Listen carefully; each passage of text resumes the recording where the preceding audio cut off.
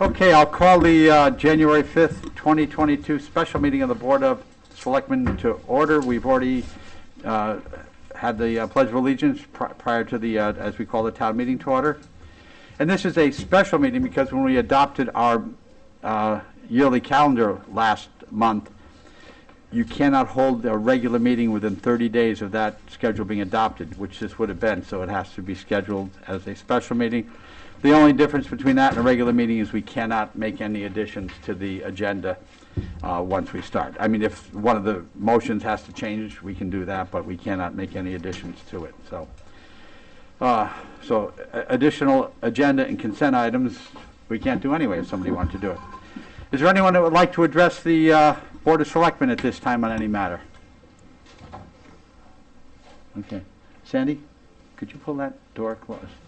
What I'd like to do first then, before I do anything, is call in, we have two new police officers that have just completed the academy and are just starting on their field training officer program. So I'd love to have them come in. I think they're in the back. Yeah, Wendy, in the lobby. in the lobby. Wendy.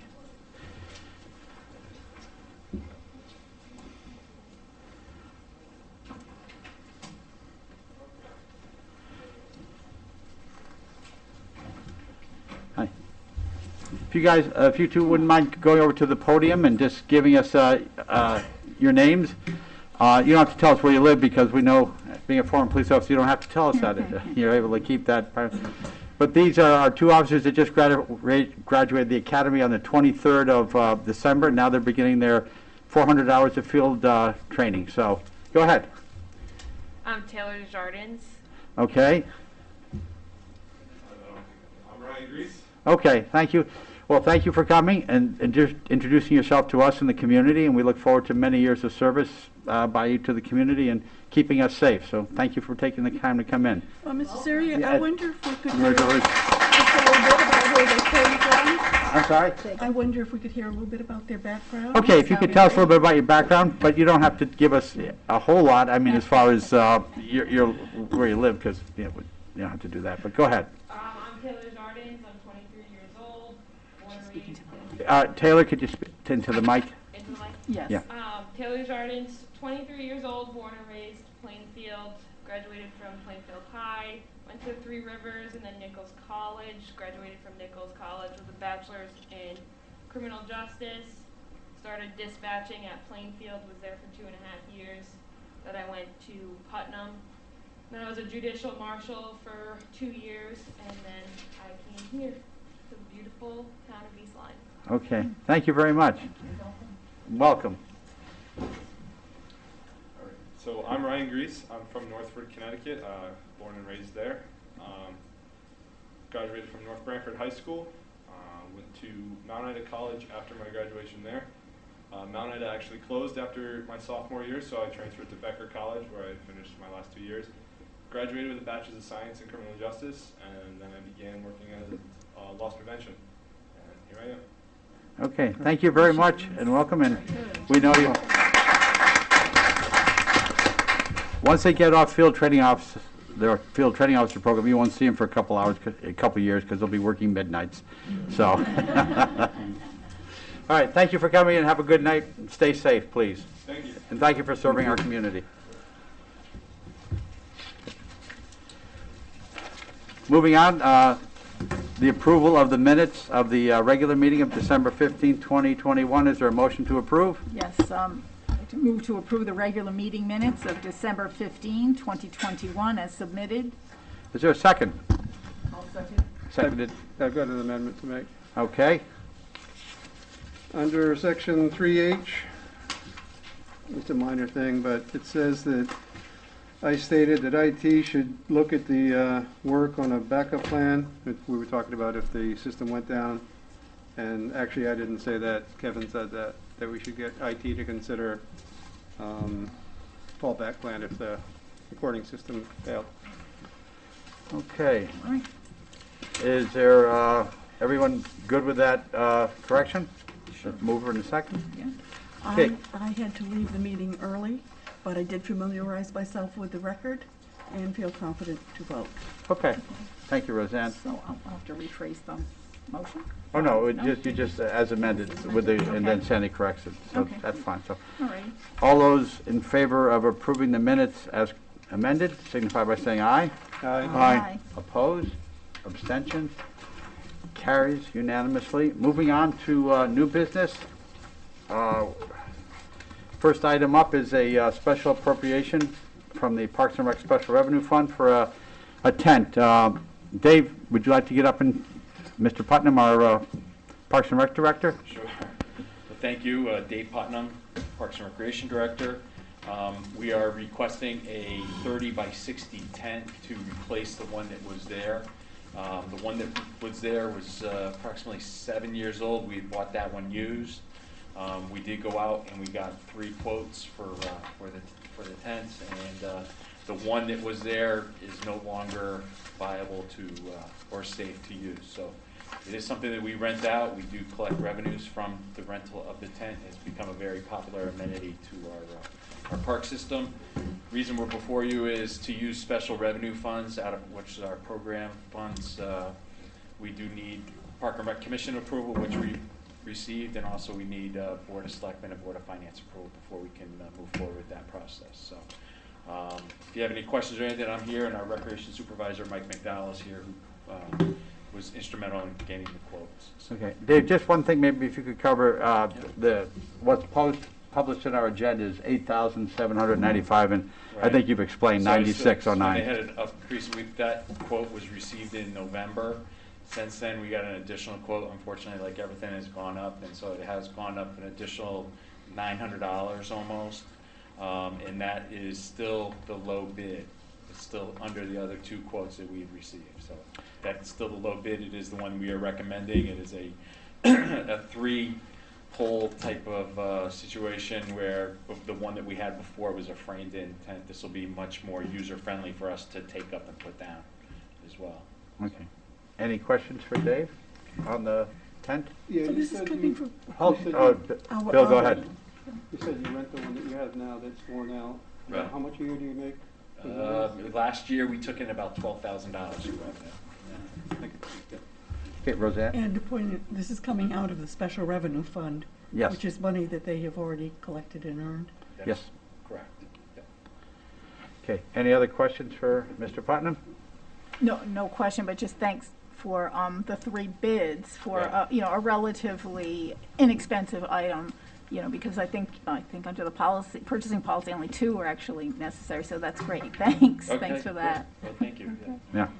Well, Mike did a lot of hard work on that. Thank so you, that's great. He deserves a credit on that. So. Okay. Would you like to Yep. make a motion there? Okay, so we'll move to approve a special appropriation in the amount of $9,609 in Parks and Recreation's Special Revenue Fund 18 to account number 18-45-421-600-101 tent, McCook's, source of funding being passport sales receipts within the fund, and forward to the Board of Finance for approval. Is there a second? I'll second. Seconded by Anticello. Any other comments? Okay, Dave, thank you as always, and for providing the best quality Parks and Rec facilities of anyone, so thank you. All those in favor of the motion signify by saying aye. Aye. Opposed? Abstentions, and it carries unanimously. Okay. Moving on, this is a special appropriation transfer to the Assessor's Department from contingency in the amount of $6,934. As you know, we've had, our assessor is out on medical leave. We don't have a return date. We will probably in the next couple of weeks, but we can discuss that in executive session because that's protected by HIPAA at the next meeting. And Christine Dixon, who was in the assessor's office, obviously she's in the tax office now. We have 2 new people in there, are very qualified, and we are getting some help for them, but we need to bring in someone to do some training for them and get them ready, because we're just about done with the grand list. That's working well because we've had assistance from a couple other assessors, but there's a need to have a little bit more help and to take some money out of contingency to cover this. Anna, would you like to address it a little further? Or do you have anything you'd like to add? I mean, I think you did a good job of describing any of the basics. If anyone has questions, I'd be happy to answer them for you. Okay. Any questions for Anna regarding the need to appropriate the funds out of contingency? And then Dan. So how many people do you have working, I guess, in the assessor's office? Okay, so we have two, we have the assessor, and then we have two other office support individuals. And then we've been fortunate enough to have three other assessors within the state of Connecticut step up to assist us, but they're here at all different times. So one of the assessors, she actually works for Waterford, and she's been giving us we have a contract with her to give us 20 hours a week. So, and her primary focus is doing the grand list. However, when she's here, she answers questions and assists the two new office staff members. And then we have a second assessor who, in her town, they work Monday through Thursday, so she's off on Fridays. So she comes in and assists us on Fridays. And she's made it very clear when the grand list is done, I'm done helping you.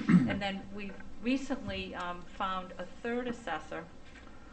She works in a town where it's very part-time, but she's also an instructor when they have the assessor classes within the state. And so she's willing to come in one day a week specifically to assist with the new staff members in the department. So within the department, we had one long-term employee resign this calendar year. We also had, Chris Dixon was elected tax collector. And then another staff member that we had hired didn't work out, so we had to terminate her. So we have two very brand new individuals that need some guidance and supervision. And so this is why we've got like all these moving pieces at this time. Okay, so you said one is going to finish as soon as the grand list is done, and then Well, two of them are actually. Okay. Yeah, well, actually, one of them is, next week is going to be her last week. Okay. And then the other one, once the grand list is done, she'll be done. And then we'll still have that one remaining person that's going to assist us with the new staff members, which we really need. And that's what's going to be the training of the other two Correct. staff members? Yes. And that will be adequate for the two staff members? We believe so, yes. Thank you. And we've also, it's a really good question, and we've also talked to Diana, the one who's out injured. She's on board with this, and she recommended her, I believe, too, didn't she, Anna? Or she was very supportive of us bringing her in. Okay. Okay, thank you. Any other questions? Yeah, Yeah. Anna, and presumably by this extra help, we can make the state deadlines and, the beginning of March for some of those BAA appeals. Yeah, so at this point, we have an extension to the end of February to get the grand list done. Okay. And then once the grand list is done, then all the appeals processes start. Is So there everything trigger? is going to be delayed by a month for us this Okay. year. Okay, that's, Okay. thanks for that, thank you. Any other questions for Anna? That's it. Okay, none? Or would you like to? Yes, move to appropriate and transfer $6,934 from account 01-01-120-200-500, parentheses, contingency, as follows. $2,300 to account 01-01-102-200-216, parentheses, contract services. $4,146 to account 01-01-102-100-412, part-time clerical, parentheses. $488 to account 01-01-102-100-311, assessment aids, parentheses, and forward to the Board of Finance for approval. Is there a second? I'll second. Okay, seconded. Any other comments? All those in favor of the motion signify by saying aye. Aye. Opposed? Abstentions? It carries unanimously. Moving on to our next item. Niantic Fire Department, about a month ago, or not quite a month ago, Chief Barone came to me and indicated they had a fire truck. It's 10 years old, and they had a casualty to it that they thought would be able to be repaired by about $3,000. As it turned out, it was a header that was far more expensive, and you can see the amount there. It was $23,000, almost $24,000 to repair. It was at Cummins in Rocky Hill, Chief, and that's where they have the parts there. They are one of the certified repair places in there. And the feeling was, if we wanted to try and get another quote on this, in accordance with the purchasing policy, we'd have to tow it to another facility. One is up in Enfield, the other one's in Montville, and that would be a couple $1,000s. But Cummins had the parts. Obviously, we don't want to have a fire truck out of service for any length of time, so I authorized the waiver of that to get this done. And the truck has been repaired and is back in service, correct, Chief? And Chief, you want to come up and add anything to that at all? No, you said it all. Okay, you're probably going to have a couple questions, so. And you can just tell us who you are. Now that you dropped a piece of paper too, Jim. Jim Barone, Fire Chief, Niantic Fire Department. Okay. Any questions for the chief regarding the repair or the need to have it done? Yeah, I have Dan Cunningham. What year is that truck? How old is that truck? To 2011. To 2011. And believe me, I'm trying to push the warranty issue on it because I don't feel that a truck with 30,000 miles on it should have gone bad at this point. And that's one thing the chief said. He's, as much as, yeah, obviously we have to pay for the repair now, he's still going to look into other avenues to see if there's a way it can be covered, at least under some type of a warranty. And How long is a truck like that actually supposed to last? What's the life of a truck? Well, a fire truck's a little different than a commercial truck where you start a commercial truck up in the morning, you warm it up, you take it out, and you drive it for the day and bring it back. And it depends on what it does. A fire truck, you're starting in the station, you're going as fast as you can, depending on the emergency. So in some cases, it's a little abusive of the motor. However, we change the oils on a regular basis. We do maintenance on a regular basis. That's why I'm asking for replacement of this money, because we actually just started doing our, beginning of winter, I insist on fuel filters being changed. Once a year, every year. So there's I'm sorry I didn't bring the book. We have a book of maintenance that we do on each of the trucks every year. And then each of the trucks is required to have a pump test every year, a DOT inspection every year by a mechanic, and the ladder truck goes through a different maintenance procedure with the aerial ladder and so forth. So, as much as you maintain them, it's a mechanical thing and prone to failure. I have during our road test, cylinder head due to worn guides and valve seals is leaking. So it's leaking pressure back into the crankcase. And all of these trucks now, with all the alarms and electronics, you don't just take a wrench and adjust them anymore, which is unfortunate. Because those trucks lasted a lot longer. Okay, thank you. all right. What is Roseanne? the anticipated lifespan of this truck? Well, we're driving a 1991 truck right now, so it depends on what you, how you take care of it and what its purpose is for. We have a 1995 rescue truck with less than 20,000 miles on it, but that truck serves a different purpose. It's a giant toolbox is what it is. Unfortunately, the pumpers, you maintain them, you flush them out, they get tested every year. It's as good as what you bought. That's why we try to buy what's a good product. We've had good luck with Hale pumps, so we buy a Hale pump. The motors are a real risk today. We have a ladder truck and a pumper with a Detroit engine in them. We've never done a thing to them. But those were pre-big-time emission engines where they don't run at a high heat to evaporate emissions. They don't have the DEF on them. They're a different animal. The new engines coming out run very high heat. They have catalytic converter issues. They're prone to wear.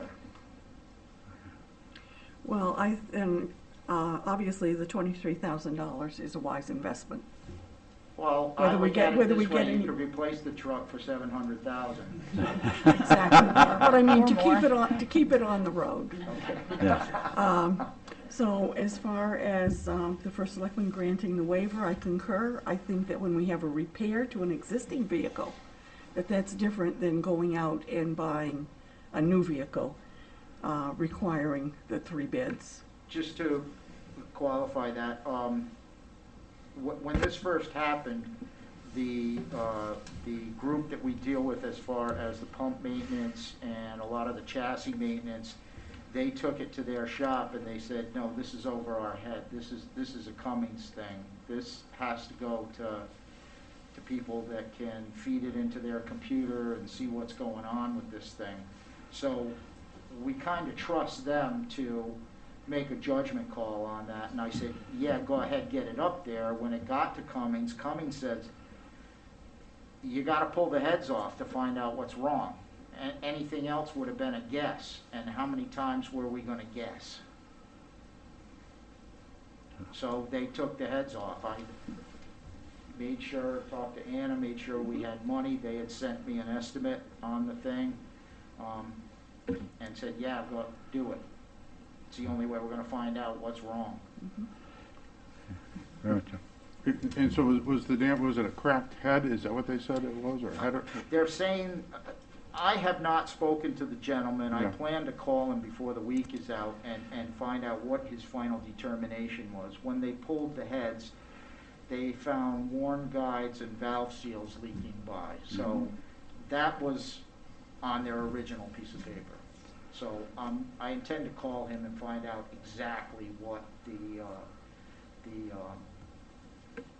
final outcome was.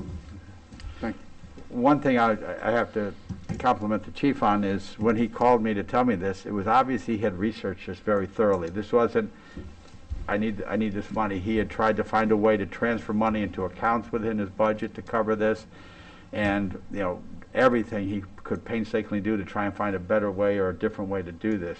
But he had done, yeoman's work as far as researching the fact that this, there was no other alternative than this type of a repair. So, okay. And I just want to say, I'm glad that you were able to get it repaired, given all the supply chain issues going on now, And that was my big fear. Right now, we have no heat at Station 2, and we're living on a couple of propane heaters and some fans. So the problem is there is a bad motor in one of the circulators. It was supposed to be here Monday. Where is it? Tomorrow's Thursday. So one of our guys is going on a mission tomorrow where I know there's a motor and get it back here and get it going before it snows.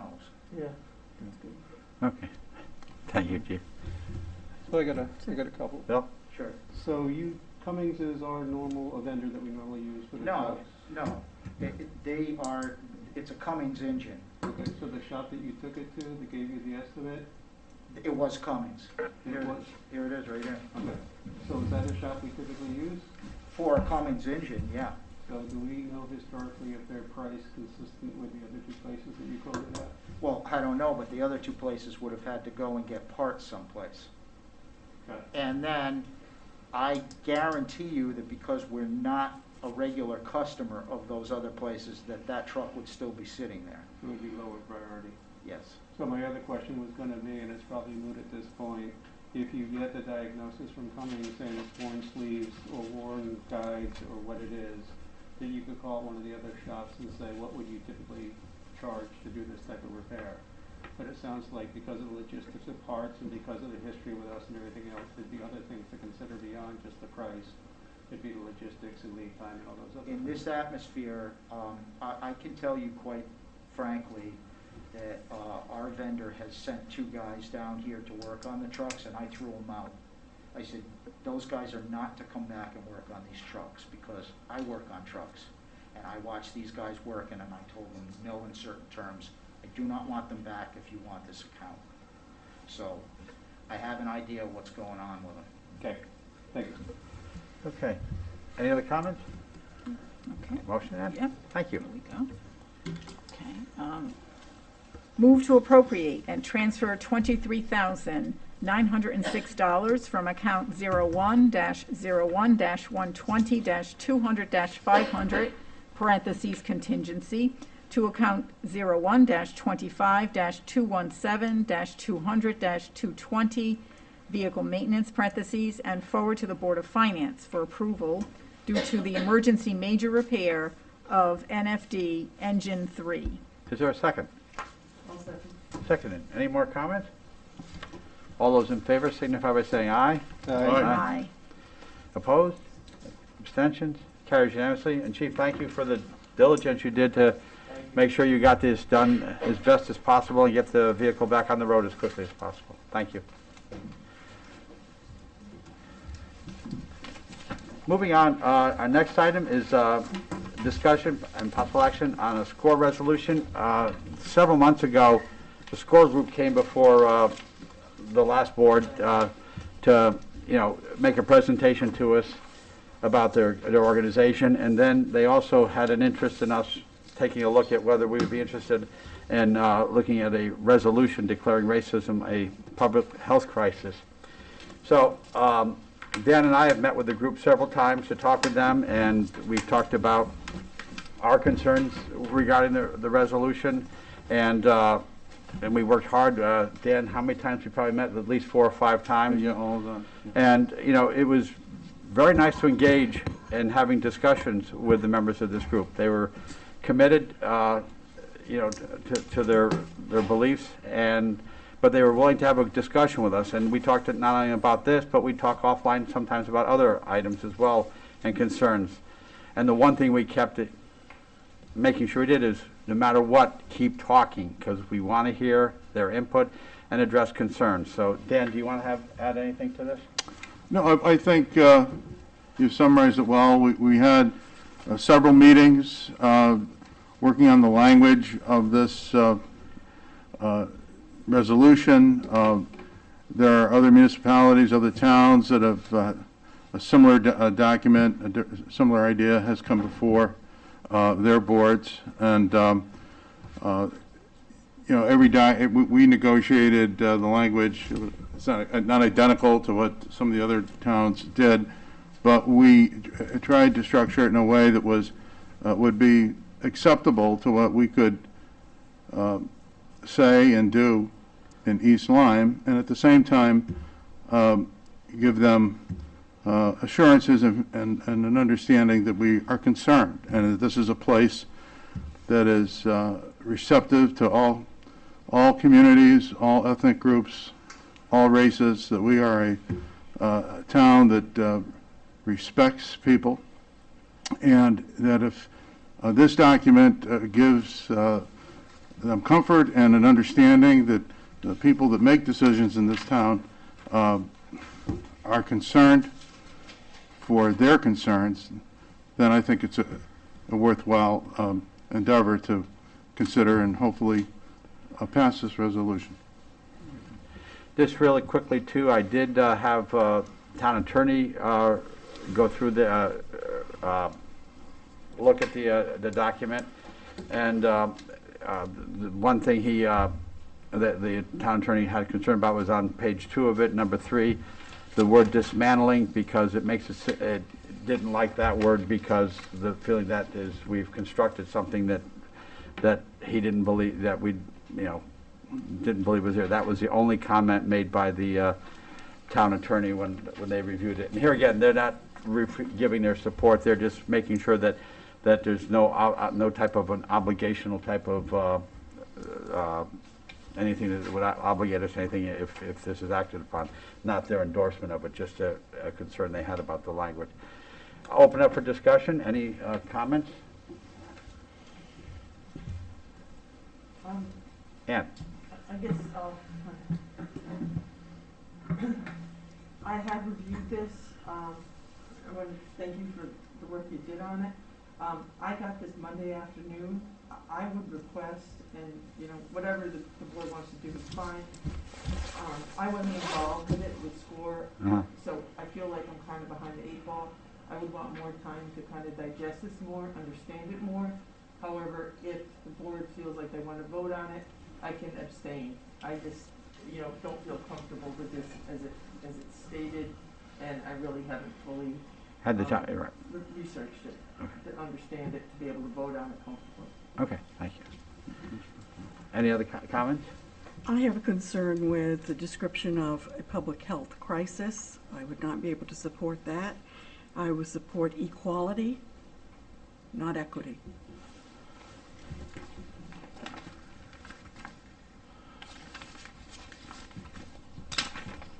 Okay. And for not a public health crisis, is there another type of language or? I don't have another word at the present time, but I realize that many of the other communities have used that term. I personally don't feel that it's a crisis. In this particular case, there are certainly health issues that affect all of us. There's a problem with our health system, and I don't think that it's just related to racism. Okay. So I guess I'm generally. Bill, okay. Bill, could you pull the microphone? Yeah. Yeah, I'm struggling with the purpose of the document that East Lyme's going to tell Connecticut, or I don't understand what the expectation is. And I struggle with why it only talks about race. If we're talking about equality, why don't we talk about gender equality, sexual orientation, race, religion, veteran status, age, disabilities, heritage? It just seems like if this was going to be an all-encompassing document, or it should be an all-encompassing document, that talks about all the different things, that says we are one people, we are equal in all fashions.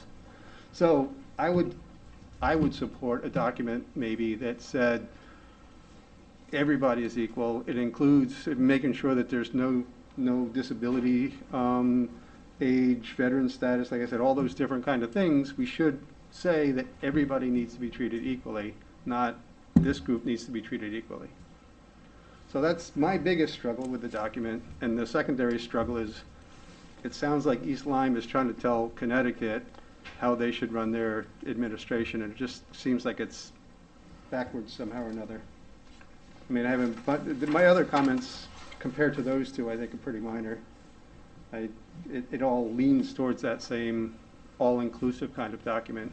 If the purpose of this document is just to say that we as a society need to be all-inclusive, then we as a society should be all-inclusive. Ann? Yeah, well, in a similar way of thinking as Bill, I've spent some time with it, not as you gentlemen have, Kevin and Dan, but since getting the resolution, read it a few times, started to go to the website of the organization, looked at Ledge Light Health District and the organization that's referenced here, the Health Improvement Collaborative of Southeastern Connecticut, et cetera.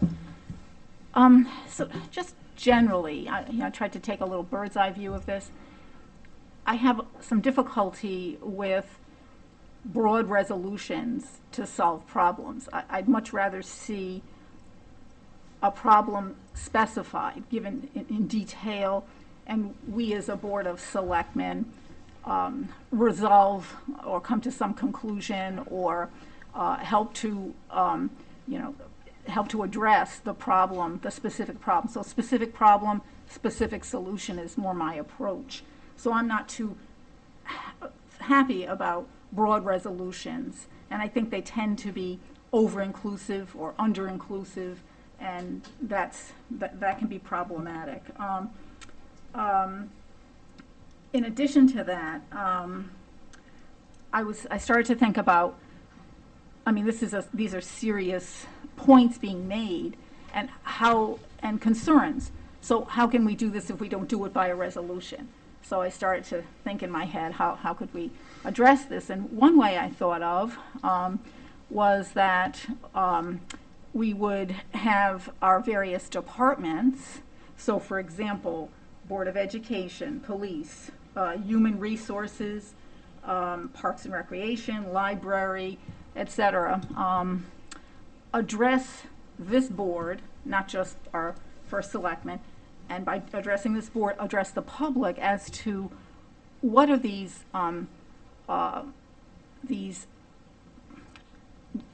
parameters that these various departments exist within to help with any anti-racial measures. So, for example, the police. The police have had for years already in place a number of parameters, a number of state mandates, other mandates they must follow. They now have a new Accountability Act. Board of Education has addressed a number of issues relating to race through a subcommittee, and with this organization, I believe, directly. And Human Resources does this by way of EEOC compliance, and on and on. I would much rather see us identify the specific issues, and I think it would help the public to understand that the complaint or the concerns don't exist in a vacuum. That there is a system in place to address some of these things, and some are being addressed. In fact, some quite well. And then there's also initiatives that some of these departments have taken on their own.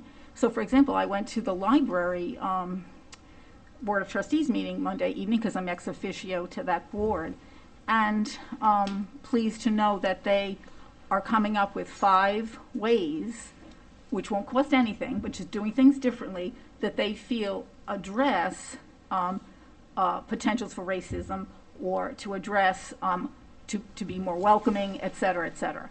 So one might be a book discussion group, and the books will be about history, race, history, et cetera. So I do think that there's perhaps another way. I was just trying to come up with an alternative solution to something being questioned or a concern about which that we can address in a more concrete way. And I was thinking, for example, that the departments could address the board even through the budget process. If it's a short presentation about what they do, what they have to do for compliance purposes, what they do on their own, and what initiatives they're even thinking about. Do they need more resources, whatever. So I would like to see that, and I think that gets to a solution to me more than a resolution, I guess. It sounds like you're looking at the micro, or I'm looking at the macro. I'm looking at, okay, for us to make a statement saying that we support equality in all forms, and as a general statement, we East Lyme feel that this is important. For East Lyme to tell Connecticut, I don't think that's appropriate. For us to narrow it down to one specific way that people get prejudiced against or get discriminated against, I don't think that's appropriate. But to just generally to make a document saying, we the people support we the people, that to me makes sense. Then what you're describing is, okay, how do we do that? What's the micro? How do we say, okay, we're gonna review hiring practices, we're gonna review promotional practices, we're gonna make sure that all these different steps in our employment and the way we treat our town members and such are all blind. Everybody's treated the same. We're not looking at, oh, this person's different than me because he's 6'3", so I'm going to discriminate against him, whatever. So I think there could be 2 pieces to it. I don't know. I understand what you're saying, and to me, growing up in the society that I grew up in with large Fortune 500 companies, that's all ingrained in all the different processes that we had. But yeah, and I'm not adverse to ultimately having some kind of a limited resolution that's very direct and specific. But the other thing too is just from ideological viewpoint or a definitional viewpoint when you read the whereas clauses and you read the resolved clauses. There's lots of room for disagreement, and I'm trying to get beyond that. To be honest, I'm really trying to, recognize the concern, find a solution. And I think if we start parsing a lot as to what is race, what is racism, is it systemic, is it not systemic, it might be that we simply identify issue, find solution. And I took a look at the charter. There's a section in the charter I'd like to, sort of remind everyone of, which is 3.33, so 333. And I'll read this, and we could read this into the record because I think it kind of goes to what I'm talking about. So this section in the charter says the Board of Selectmen. Okay. The Board of Selectmen shall be responsible for coordinating the activities of all the agencies of the town and for keeping under review the present and future needs of the town. It shall require such reports and joint meetings as may be useful to it in the performance of its duties. So in my mind, my little scheme in my head, my little plan, kind of fits, I think, within how we operate as a Board of Selectmen. Not meaning that we don't ever have to have a resolution, but I'm trying to cut to the chase. Well, what if I could recommend too is, I think Dan would agree, if we found out working with this group, I think that the members of it would be very much amenable to having a continued discussion with you then on that. Because I know the Chief of Police speaks to the SCORE group on a very regular basis, and it's been a very, very positive dialogue. And I think that's what we have to make sure is we have a dialogue so that we hear other people's concerns, because none of us have, we all have our own perspective. So I think it's really good. Very good points brought up. And Ann, I know we just got you just got this a couple days ago. So would we like to have then a continuing discussion regarding this? And Dan, maybe you could continue, and if Ann would like to take my place, but I definitely want to keep the communication going, because that's how I think we make positive things. I mean, you can bring your concerns, and I think we can come to some type of a mutual understanding, because these are all people that grew up in town and have, concerns about how their town, we all think it's a great town, and I think it is. And I think the fact that we're having this discussion and willing to continue, it shows that we're willing to keep moving, so. Well, I think it's important that the members of the board have really more than just a couple of days to digest this document. That makes sense, to try to push this tonight and force a vote.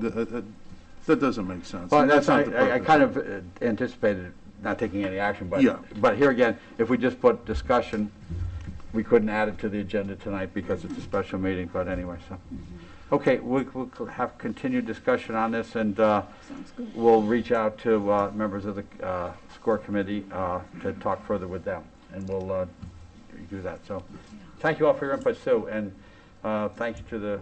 I know I got a message from one of them. They'd be watching via our YouTube tonight, so we'll be in touch very soon. So thank you for your discussion on this very much.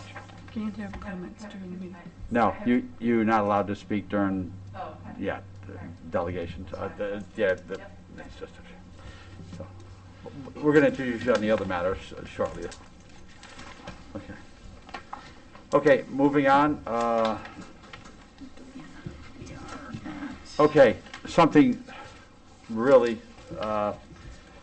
COVID, that has basically consumed the staff at Town Hall for the last 10 days, starting on Monday of last week when we got a 9:48. We were advised that there'd be a conference call between the emergency management directors and CEOs of the towns at 11 o'clock, and they said we'd be getting a certain amount of test kits. They'd be coming in Wednesday to the state, delivered to the regional Department of Emergency Management and Homeland Security offices, the regional offices. Ours is Region 4 on Thursday, and that they wanted them distributed prior to New Year's Eve, because they wanted have these kits out there so people who are going out could test.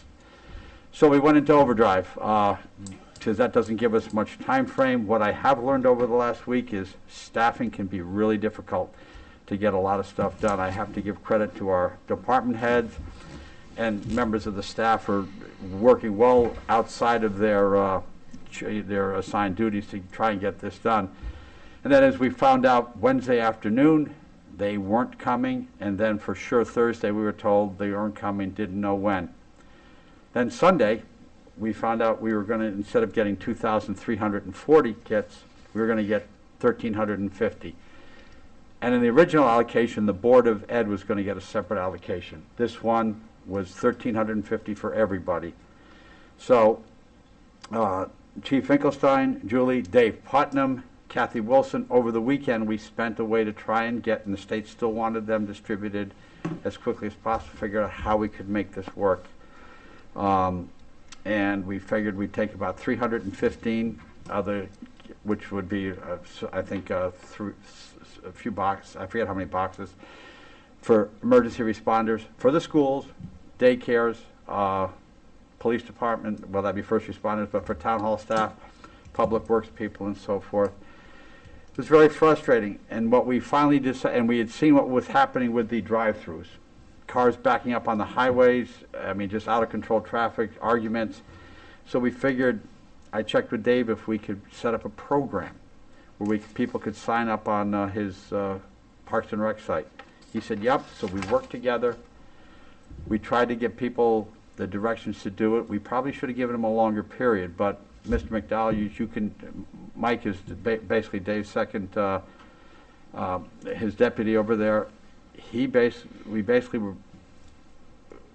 were able to get people to sign up, but some people couldn't get accounts. They were getting error messages. That's because the town server and Parks and Rec were on overload. In fact, the company that provides the app for the Parks and Rec sign-in sheet said, don't do this again, because it put a severe strain on them. Sign-up started Monday for basically every person who could come through would qualify for 2 kits, so we had 510 kits to give out. Sign-up started at 9 o'clock. By 9:04, all 510 slots were filled.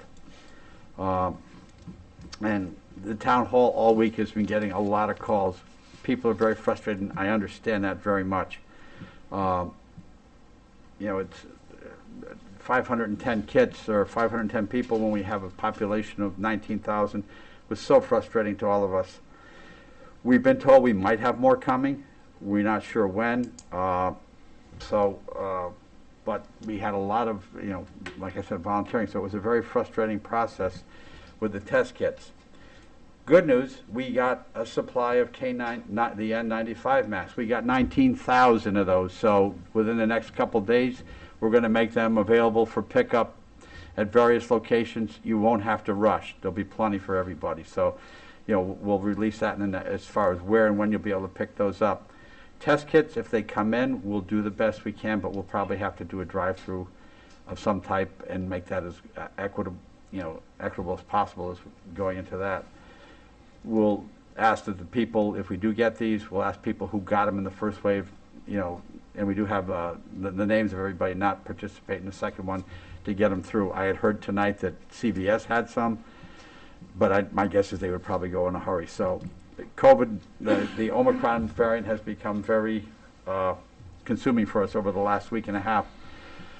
Just to give you a little prognosis in town, I don't have the school data, but we've had 11 people since in the last 2 weeks on the staff diagnosed with COVID.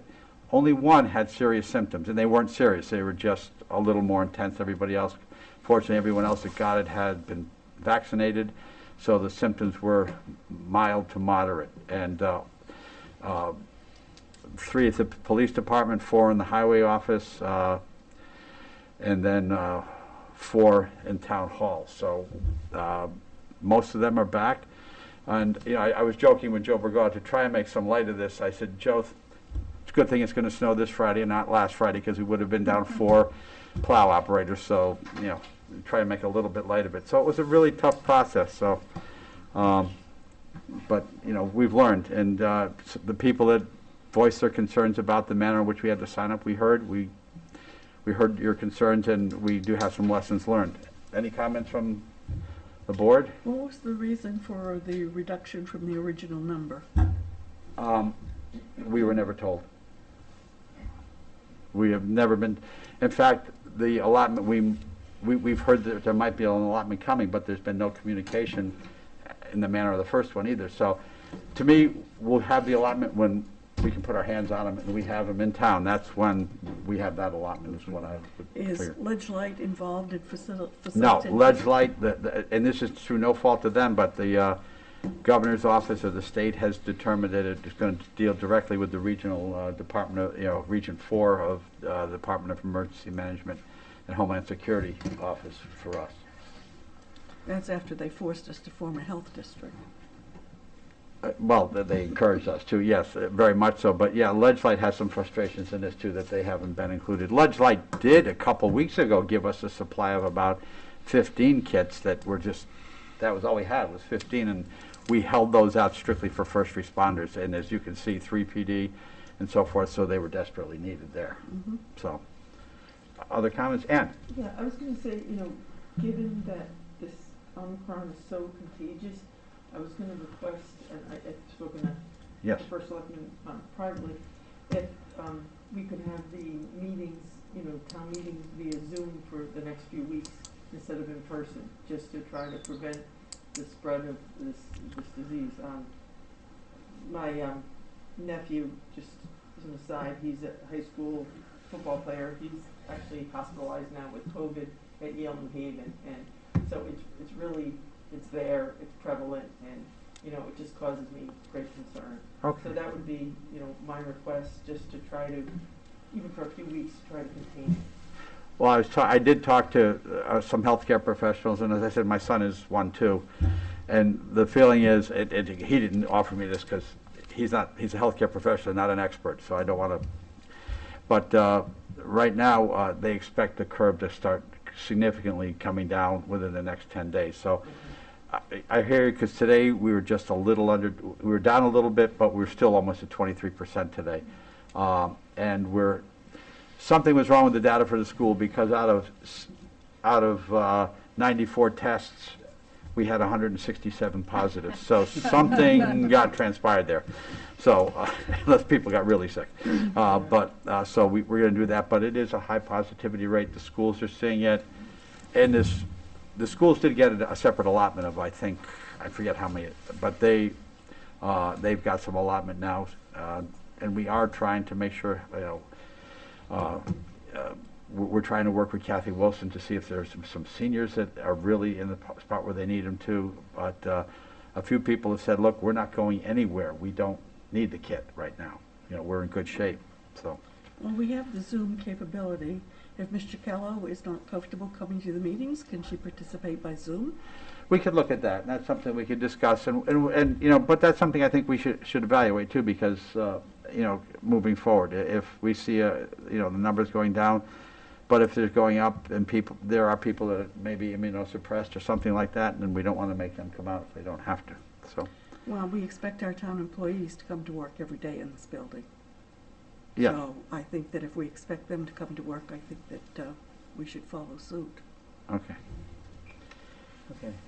Any other comments on the? Would it make sense Bill? if there's an additional distribution to just use the same list that you have now and just keep feeding that same list, or is that list? The maxed? list of people that signed up, the people who were on that list, the only people that could sign up were people that were able to get their kits. Okay, so it shut Yeah, off. it shuts off. Okay. Actually, it almost burned up. I mean, Dave said that, the company said, wait a minute, we're not used to this. This would be like sort of, some type of a, Super Bowl tickets going on sale, like boom. I mean, there must have been thousands of people, and That's why your idea to hit the elderly or the immune suppressed or people like that would make more sense than just a cart. But when you just have so few of them, yeah. it seems like a more surgical delivery. And here again, exactly, and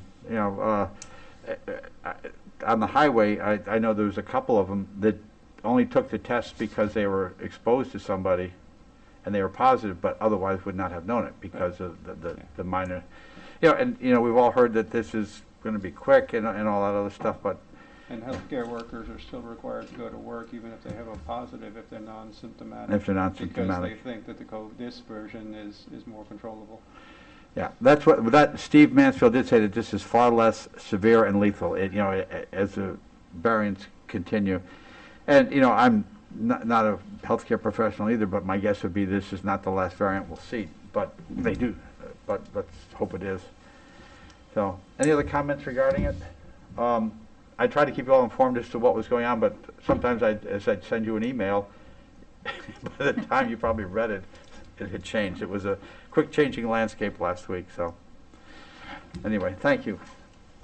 Okay, moving on, we have some appointments to boards and commissions. And I'd just like to ask, can we share Sure. the reading of that? We've tried to do it a little different this time to try and expedite it a little bit as we did last week.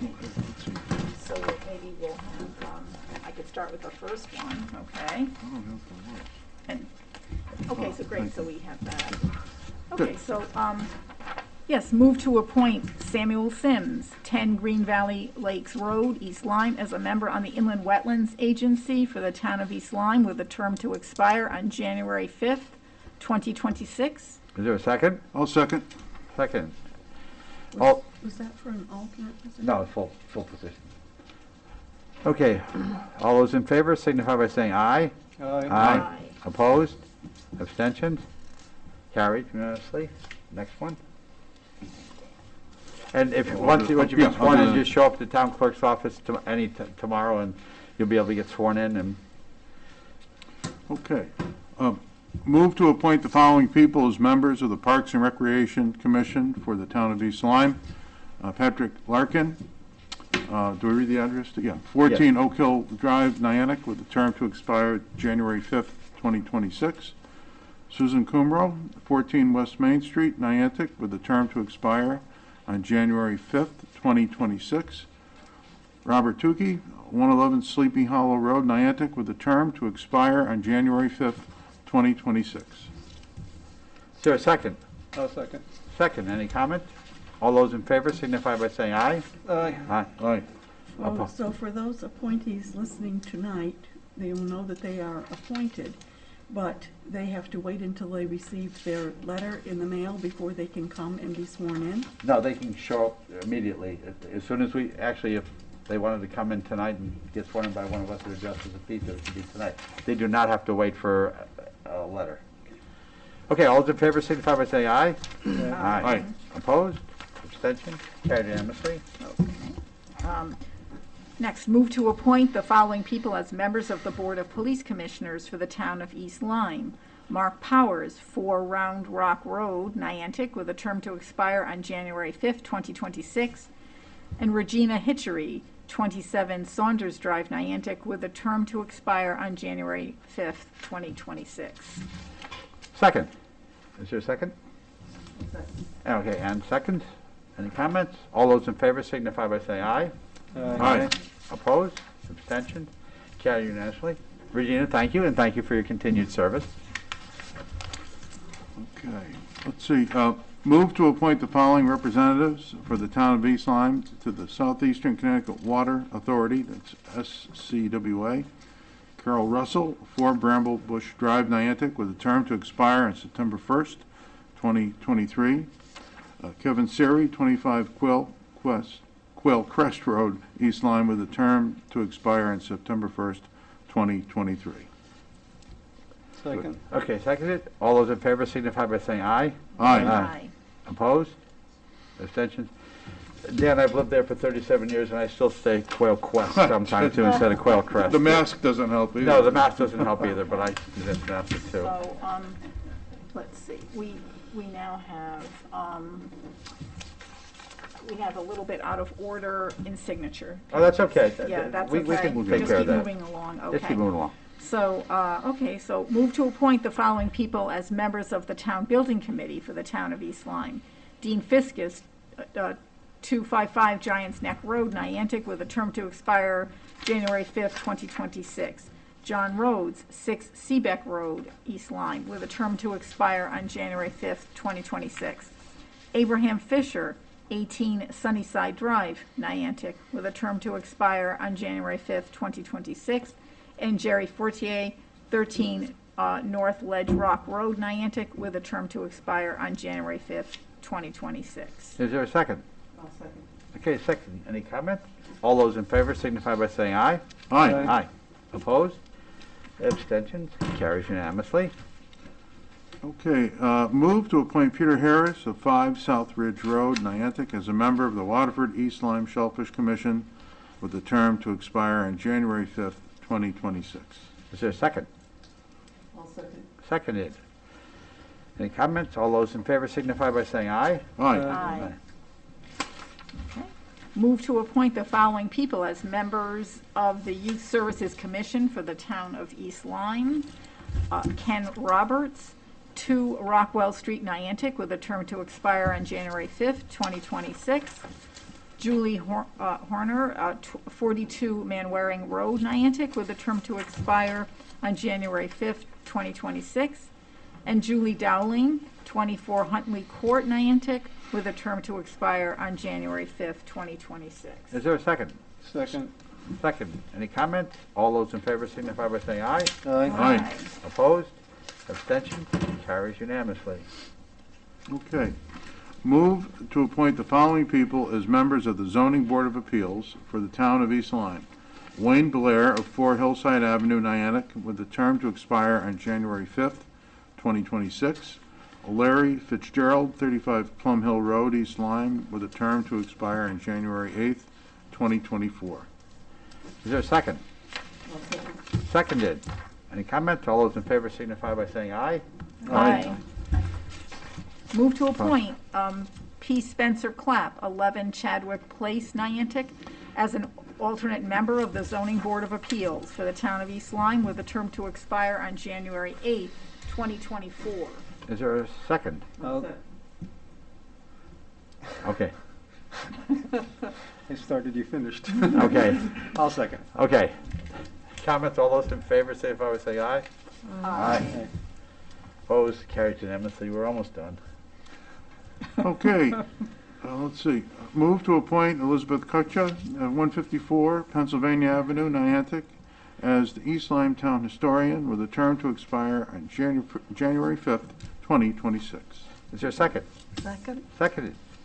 Any comments? All those in favor signify by saying aye. Aye. Opposed? Abstentions? Carried unanimously. Move to appoint Susan Graham, 47 Oswegatchie Hills Road, Niantic, as a member of the Ledge Light Health District Board of Directors with a term to expire on January 8, 2024. I'll second. Been moved and seconded. Any comments? All those in favor signify by saying aye. Aye. Aye. Opposed? Abstentions? Carried unanimously. Okay, I move to appoint the following people as members of the Historic Properties Commission for the town of East Lyme. Rodney McCauley of 228 Roxbury Road, Niantic, with a term to expire on January 6th, 2026. And Margaret Prokop, 52 Lovers Lane, Niantic, with a term to expire on January 6th, 2026. Okay. January 5th, she said. January 6th, pardon me? Okay, January 5th. Oh, So- January 5th. Okay, For both? for both. Okay, for January, so amended to read January 5th, 2026. for Thank both. you, Sandy, for pointing that out. Is there a second? Second. Seconded. Any comments? All those in favor signify by saying aye. Aye. Aye. Opposed? Okay. Move to appoint Patricia Lannon, 30 Chesterfield Road, East Lyme, to serve as a member of the Cable TV Advisory Council with a term to expire on January 5th, 2026. I'll Is there second. It was seconded. Any comments? All those in favor signify by saying aye. Aye. Aye. Aye. Okay. All right, move to appoint the following people as members on the Water and Sewer Commission. Stephen DiGiovanna of 1 Old Oak Lane, Niantic, with a term to expire on January 5th, 2026. Joseph Mingo, 397 Boston Post Road, East Lyme, with a term to expire on January 5th, 2026. And David Murphy of 490 Boston Post Road, East Lyme, with a term to expire on January 5th, 2026. Is there a second? Second. Second. Any comment? All those in favor signify by saying aye. Aye. Opposed? Abstention? Carried unanimously. Okay. Last motion to appoint the following people as members of the Pension Committee. Robert Curry, 28 Brainerd Road, Niantic, and John Wooler, 266 Giants Neck Road, Niantic. There's no terms expressed. Yeah, there's no terms for those. Is there a second? Second. Second. Comment? All those in favor signify by saying aye. Aye. All right. Aye. Opposed? Abstentions? We got it covered. And to make, Samuel Sims is 18 years old and contacted me indicating his interest in getting on the Inland Wetlands Commission. So at a young age, it's so great to see an involvement at this phase. Thank you for coming up and stepping forward, and let's hope this starts a long tenure of service to your town. Thank you, Sam. Very nice. Okay. All right, thank you. Moving on to old business, I'm just going to give you an update on the Hathaway property. We have obtained an individual who's going to do a survey and appraisal of the property. I've talked with town attorney, and they've made copies of, and they're going to represent us doing a title search, and they're also going to, I've given them all the documentation I have that I received from the land trust regarding the purchase of the property, the possible purchase of the property. And one thing I did notice is in the document that the land trust had going back to June 30th of 2020, it indicated the purchase price of $1.65 million was for 132 acres, not for 120. So that's something that's going to have to be resolved. And town council is going to come up with a specific request for exactly what it is that we wish to consider entering into an agreement with, so we have an absolute something much more firm. So that is moving forward.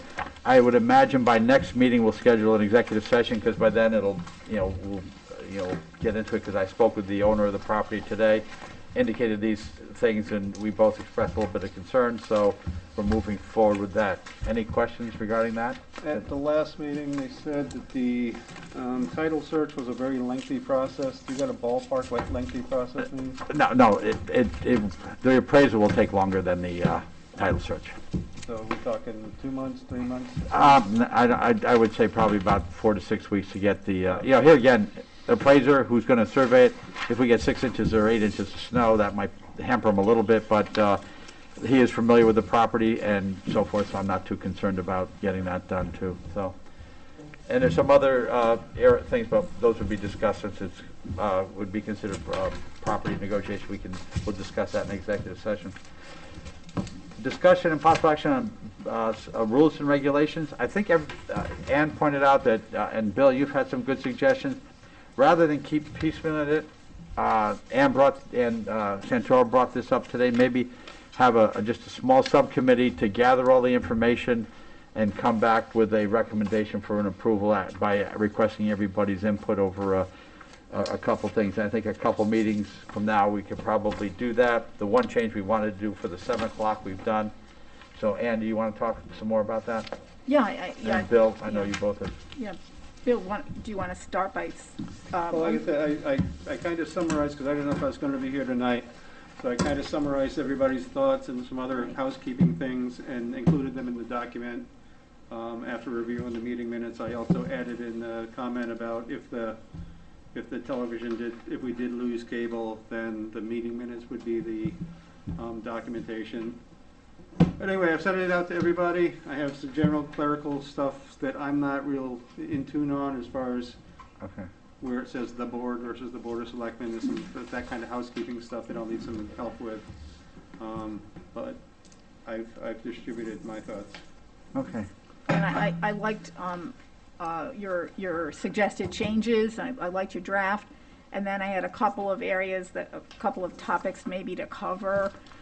For example, maybe addressing when we have that, eventually we will be able to have the hybrid meetings, which are kind of purposeful and not because of emergency or whatever. So, and then maybe some sort of a clause, a rule on addressing communications to board members, so that's clear. So my expectation when I wrote the section on electronic meetings, one version was 100% electronic, Right. one version was the hybrid version, and that's why Right. there's two different sections. Right, yeah, so eventually, I guess, what is the timetable, perhaps April, that this room could be equipped in such a way to I've talked with Carmen, our IT person in Town Hall, and she says the biggest holdup right now is like everything else, equipment, everything is backlogged and so forth like that. She's hoping for March or April right now. And I was going to cover this under report. my first lecture. We'll do it now since we're on it now. But I'm also going to, I've talked with Jeff Newton to see if we can possibly look into getting some assistance in running the hybrid meetings, because if we're going to be doing a hybrid meeting, to have a member of the board or any commission trying to run the camera and also be part of the discussion and pay attention to the meeting is going to be tough. So we'll see if we can possibly, there probably some cost involved, but someone who's going to be going to that field, a stipend or something like that. But we're going to look at that as well. Mm-hmm. Yeah. Because they're more in tune to what it would do, because we don't want to have mistakes made or anything like that. And I think when we had some town meetings that were hybrid like that over at the high school for at the end of our budget season last year or whenever, we did have assistance from someone at Board of Education, so that was very helpful, because there's too many moving parts. You can't possibly participate in the meeting and do both.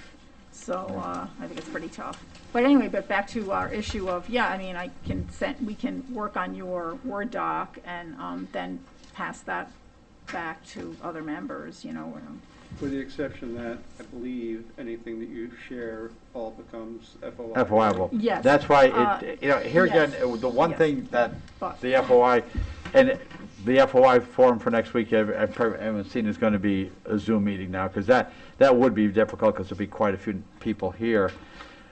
But one of the things is, basically, if you're doing anything, pretty much everything becomes FOI-able. Basically, it's like with the ARP Ad Hoc Committee, that's obviously going to be an FOI-able type of a group. So we want to make sure that, if we're going to have a couple people meet to do this, they have some type of.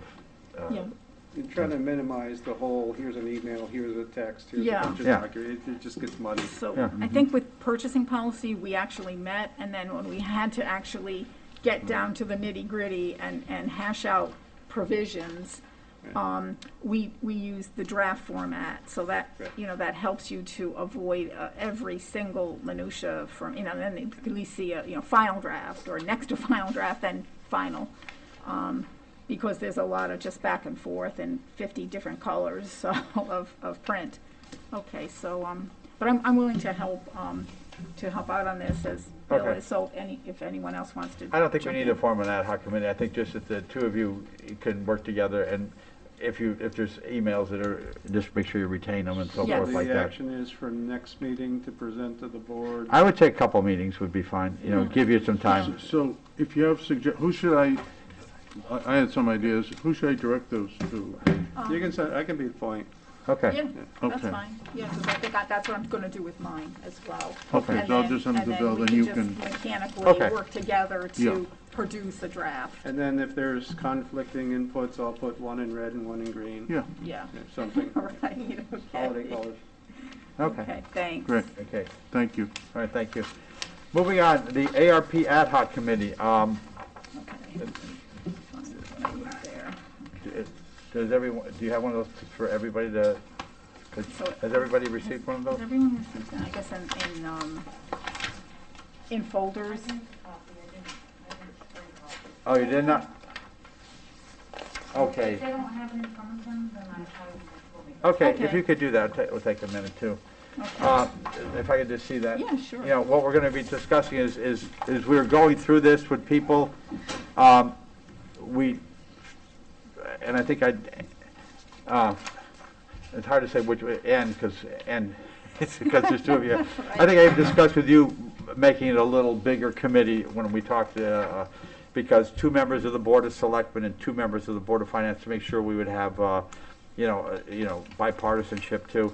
And I've identified, I've spoken to the 2 people from the public who were putting on are right here.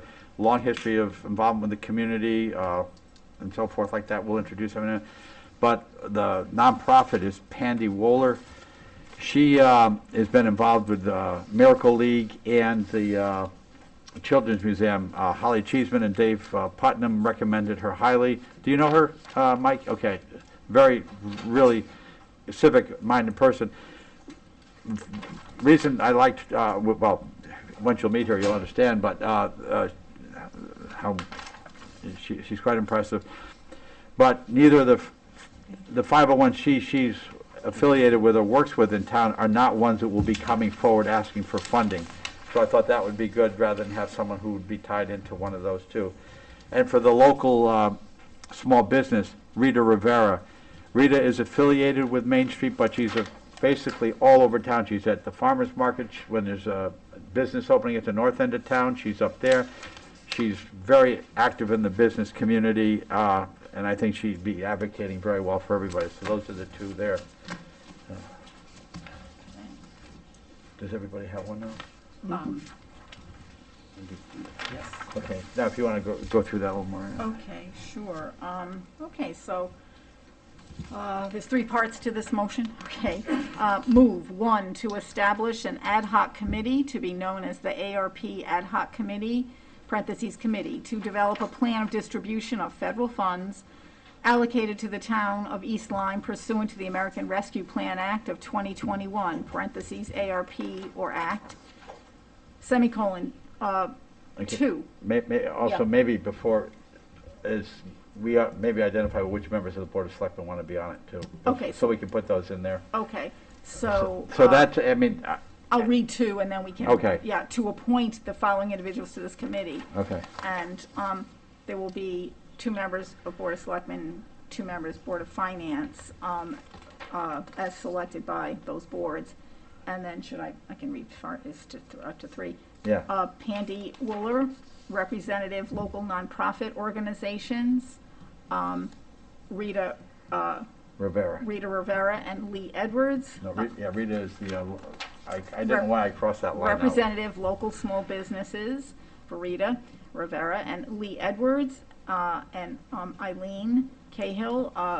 These are the community members at large. Okay, so. We had initially talked about having a department head on there.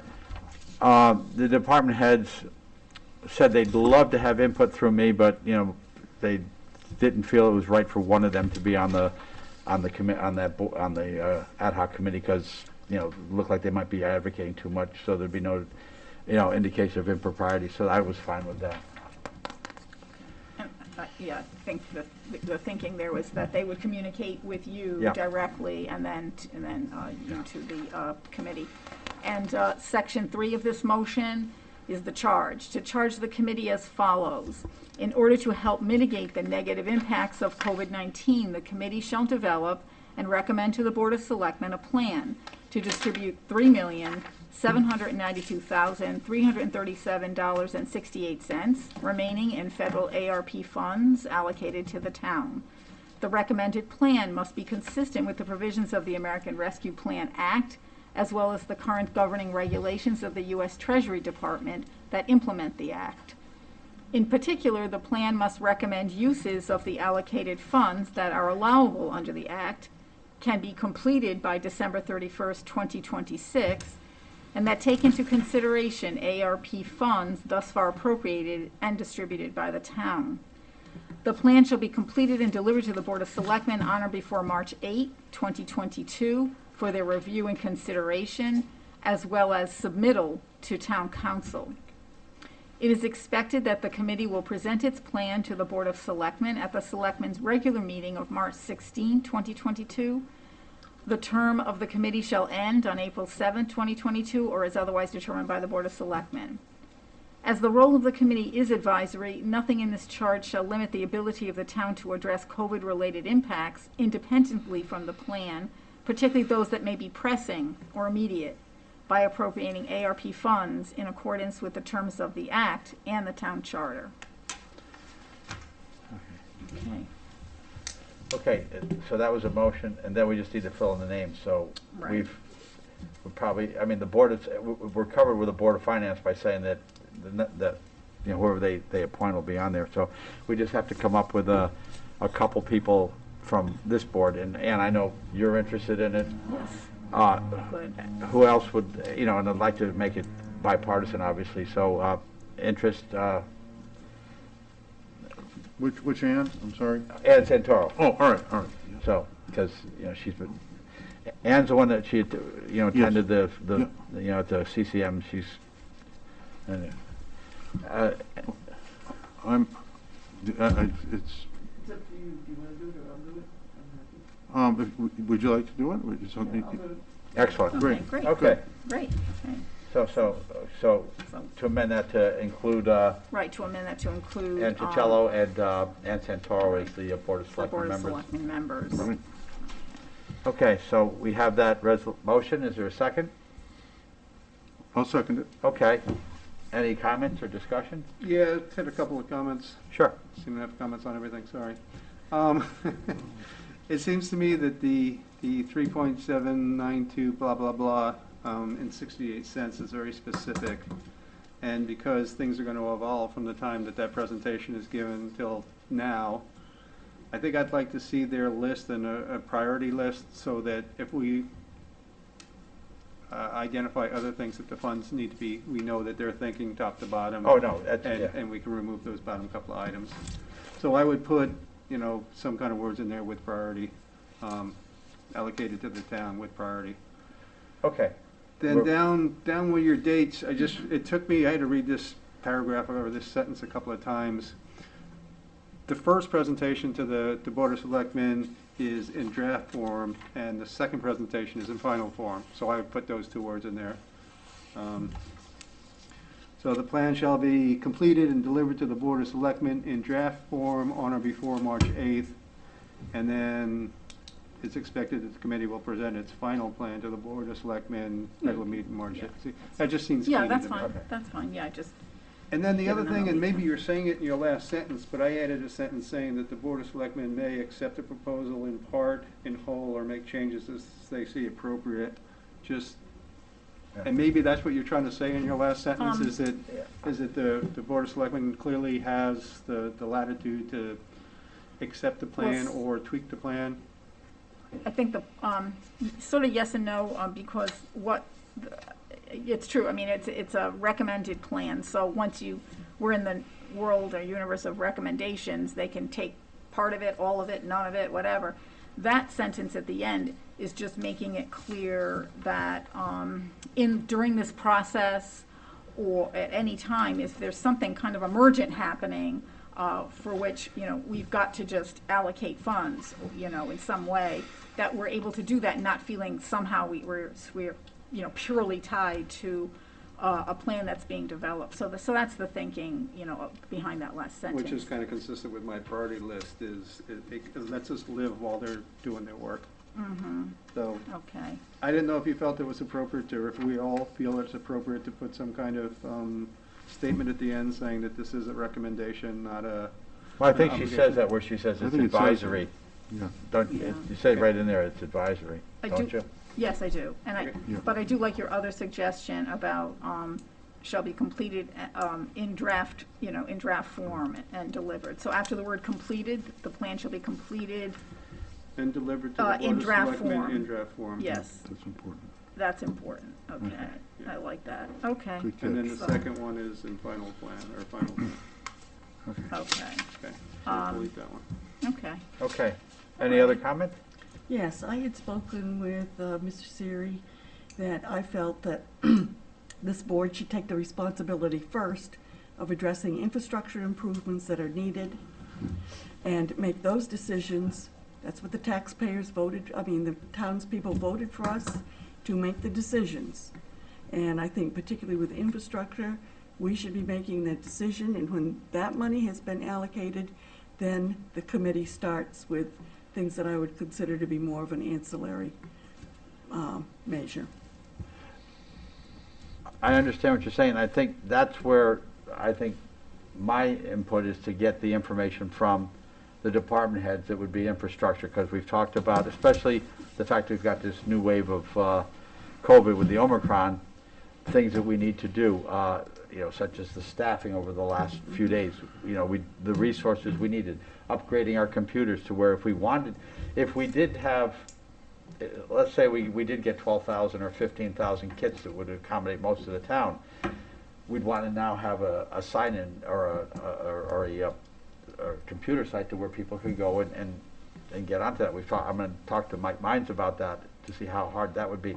But I think that's where we could identify it. And as we move forward, the infrastructure needs that's where the prioritization comes in. This board can prioritize anything we get back and say, yep, the infrastructure, that's what keeps the town running. You know, all the other ancillary things are nice to have, but are they essential? And I think making sure town hall runs, you know, digitizing, you know, downstairs where we have all those records and so forth, that people can access those online and pay for it. You can go right through a service. I think those are important things too.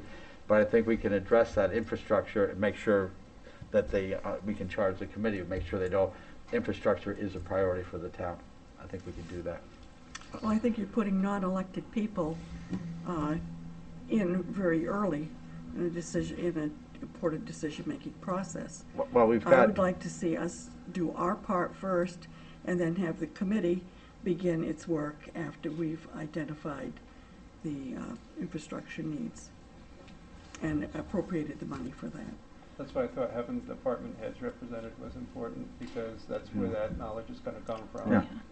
I mean, I created my own little priority list that I was going to introduce into the document, Right. but it seemed like it was a little bit redundant or something. But I said the largest impact on emergency preparedness, largest impact on the most likely to be in need, which would be the elderly, people in health concerns, underprivileged children, underprivileged families, and then support for organizations that support those above. Because the way the website, this Connecticut website reads, it's supposed to be focused on those big things first, and then the things that impact the most people. So I think that this team just needs to know that that's where their focus needs to be on. I don't know if this board, without the input from the department heads, has that knowledge, the intimate knowledge of what really the town needs right now. You know, is there a server dying? Is there a pump Right. dying? Is there? Yeah. And I mean, Water and Sewer has already come up with the priority list. Joe has come up with them. Dave Putnam has talked to me about it too. So they are developing these infrastructure needs that we would like to address. One that has just popped up in the last 10 days is, do we quickly set aside $50,000 to deal with what has popped up over the last 10 days? Suppose I had the ability to purchase 5,000 test kits last week. I don't have a resource to do that, but if this money has been set aside, then I talked to town attorney about this too. That money would already be approved go through the approval process, where it's sitting there. But if something like that popped up, then the first selectman have to have a special meeting of the Board of Selectmen over a quick period, so that there's the legislative body authorizes, not just the first selectman saying, "Oh, let's get these." Boom, off we go for 5,000 So kits. how long do we have to allocate this money? Till the end of 2024 to allocate it, to spend it to the end of 2026. So then maybe it makes sense to hold 10% reserve or something like that. Yeah, see, that's what I think is a good, and that gives, to have the Board of Selectmen meet on, this is where we have a committee that's made up of 2 people from, 4 people who are, 2 from Selectmen, 2 from Finance, and people who are vested in the community and the business community.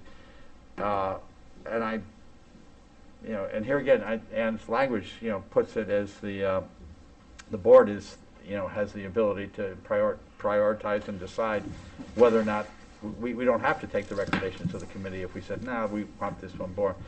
And I've requested that all the department heads get that information to me over the next, once I saw this with the dates, I've told them they know when I need the information. So the information from department heads is going to be given to this ad hoc committee? Yeah, of what through the me. needs are? Yeah, what the Yes. needs would be.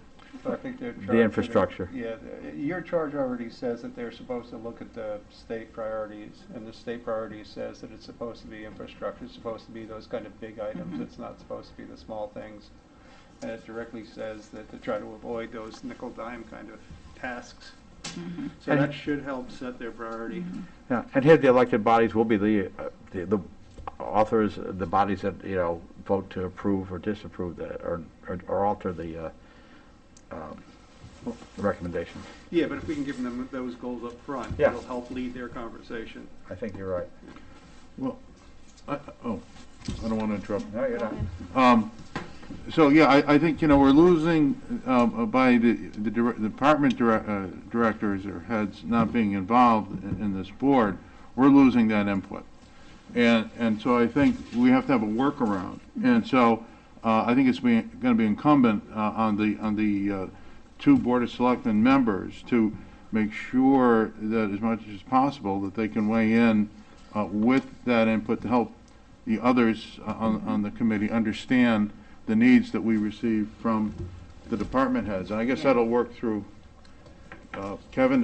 They would report to you, and then you would disseminate that to the Or like at the finance meeting, or finance policy, where we brought them into a Yeah. a little Right. 1 hour meeting. Yeah, we Met can- here one afternoon, and we as just long so as they we can help hear from focus them. Yeah. those priorities. And Yes. then, again, very important for the members to acquaint themselves with the state of Connecticut guidelines and understanding what takes precedence. Yeah, And 'cause so, I'm not quite sure how it happened, but it is actually fairly clear, which is kind of Yeah. unusual for a Connecticut site, but it's pretty clear what the priority should be. I think with those safeguards, I think the committee will be able to function effectively and help us get to where we got to go. I mean, there's a lot of checks and balances, you know, really the way we've set it up. And then ultimately, town council will look at even the plan before, you know, before we decide what of it we like or don't like, or approve of or don't approve of. So Right. there's a lot of, there's a lot of process to it, so. So I share Roseanne's concern that the focus has to be on our priorities, which should be town infrastructure, things that make us stronger for the next pandemic, things that make us more reactive to the next emergency that comes up. Yeah, and I'll make sure that the department heads, I think the department heads will meet with the committee, just not as a member. I think that would be and that's why I think that they all felt that none of them should be a member, because they'd like to come in and advocate on behalf of themselves for what they believe. Yeah. I think that makes good sense. I think that makes sense, Yeah. you know.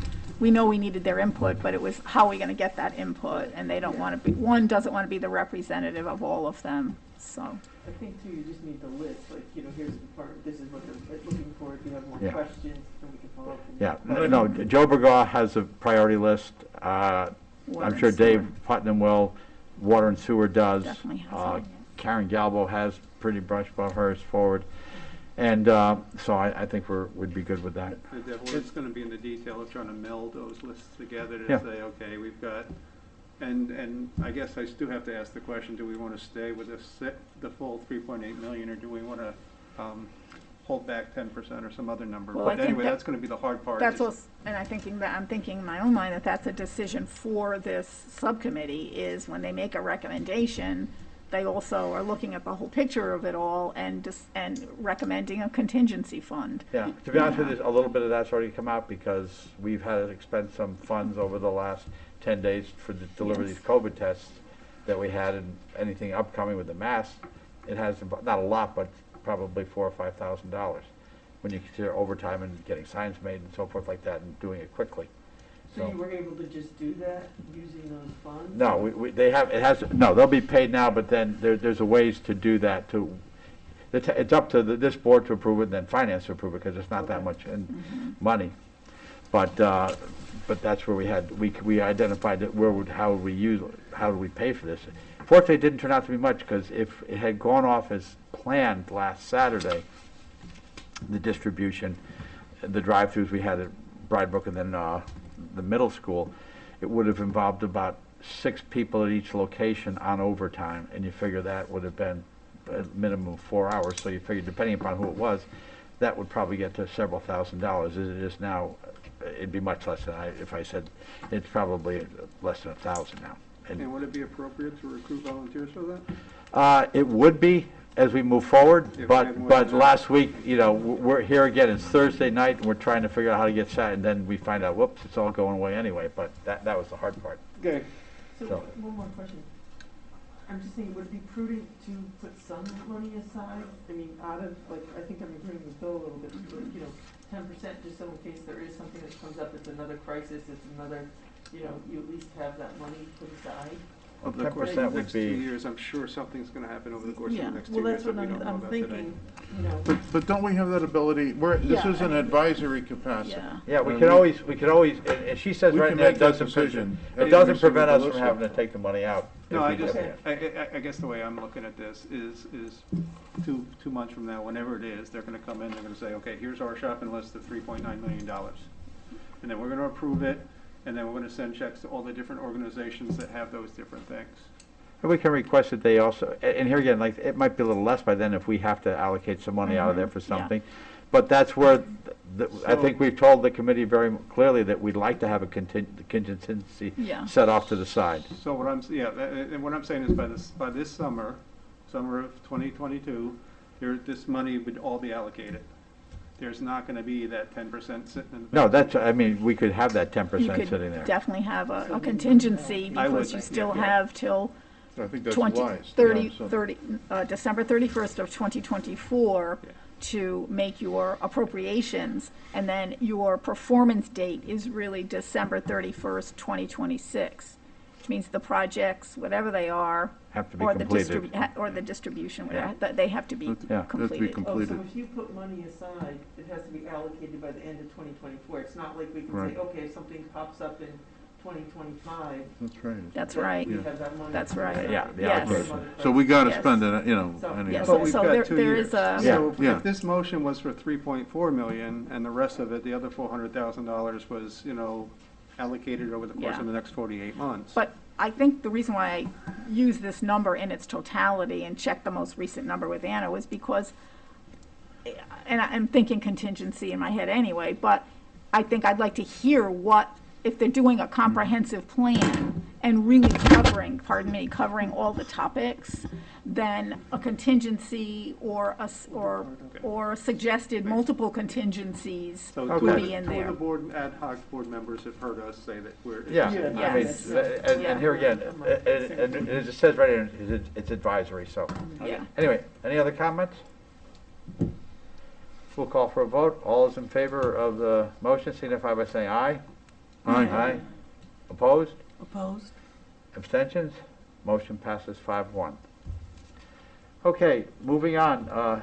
It's a motion as amended, right? Yeah, as Yes, amended. As yes. amended. Thank you. Thank you. Thank you, Bill. Bill, good job. Ex officio reports. Roseanne? I'll pass. Okay. Bill, anything? No, Ann attended the the building committee, and the planning is pushed off until the 30-day rule thing, so Okay. I had known. Ann? The historic properties were supposed to meet last night, but that was canceled. They didn't have a quorum. Okay. And then they had the Shellfish Commission met, and there really wasn't that much. It was kind of the end of the year meeting. They did say that the shellfish lease renewal process, I guess, was going to go forward without the Board of Selectmen, because you had discussed it with them, Yeah. saying that would go forward. Oh, yeah. That was really about it. Okay. Nothing else. Okay. Dan? We haven't had anything meet yet this year, Okay. so nothing yet. Let's see, I did have public safety building topics through the town building committee, but I believe Kevin's going to Yeah, I'll cover that, yeah. later because he had a more recent meeting today, so you get that information. I did meet this past Monday with Library Board of Trustees, as I mentioned, and they're doing very well. In fact, there's 100% circulation of books and material, which is wonderful. It's amazing to me. They're about at 50 to 60% actually of bodies that they would expect to be in there, physically, people coming in. So they're still doing the drop-offs and, outside, et cetera. But that's creeping up, so that's positive. They got a $2,000 grant for the for the story walk that happens over at Bride Brook. And the grant for $10,000, which will help them when they utilize space over at the current dispatch center, it looks like it's approved. Lisa Timothy is going to send out a final information on that, but it looks 99.9% there, so that's great. They actually other items for them. They actually saved money in some of their pension money. It was I guess their amount expended for that was like 50% less. Their budget going for which we will see at some point in the very near future for FY23 is actually looking very positive. It's not no grand ask there at this point, so that was good to hear. Lisa Timothy spent quite a bit of time discussing something called the Collaboratory, which is something that the Wallingford and other libraries have done, and she's thinking of repurposing some space for that to have more participants physically into the library. And what it is basically utilizing space with more specialized equipment, whether it's like 3D computers, or quilting machines, other crafting machines, et cetera, et cetera. And so this is it's a popular trend in for libraries of late. So this is something to be looking for. But she's thinking of perhaps repurposing the media room for that. What is that term again? So It's called Collaboratory. And she sent us videos about it and some explanations. So I was very interested. I mean, even I think in Wallingford you can even repair your bike at the Collaboratory. So it really is a way of getting people together. Yeah. I just was fascinated by it. So I was excited for Can we them. get the fire engine in there? I know. Oh. I know.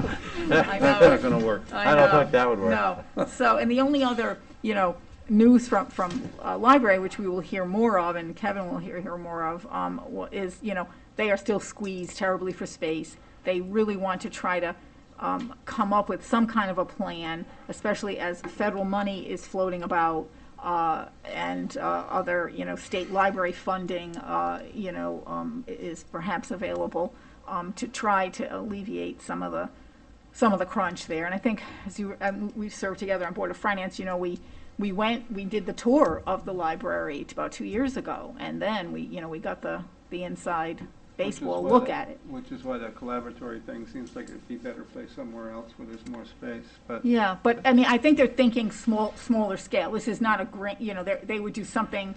Wallingford's a larger town, more population, et cetera. But they're thinking of doing something on a small scale to get this kind of involvement and kind of participation, these kinds of programs running, kind of dovetailing with some of the other programs that you've seen them use. And the one room that they keep using is just, it's being worn out. The meeting room just can't accommodate all these different things. So, but we will hear more about plans going forward. But that's that. Okay. Moving on, I'll do the public safety building. We are close, as an article in the paper today, Elizabeth referred to it. It looks like every Wednesday there's a meeting to do the punch list on this. It gets smaller, then a couple times it gets a little bigger, but the bigger ones seem to go away pretty quick. The roofing material is here. It was supposed to be done this week. Unfortunately, it's moisture dependent, so with the rain today, the snow coming Friday, that'll probably be put off for a few days, because snow will dissipate off of that very quickly once we get a few sunny days. So that will take about 5 days to put on. They have gotten some insulation done, and they do that piecemeal, so if the weather's coming, they can seal it, and it won't be a problem. So that's all taken care of. Fire marshal is already in the building. Dispatch, we're hoping around the 19th, give or take, not give, but I mean the other way. Between the 19th and 26th, move in there, and the police in by early February. The unfortunate thing is we've had to extend our lockup with Waterford through the end of February, our agreement with Waterford. We had hoped that would have been over a few months ago.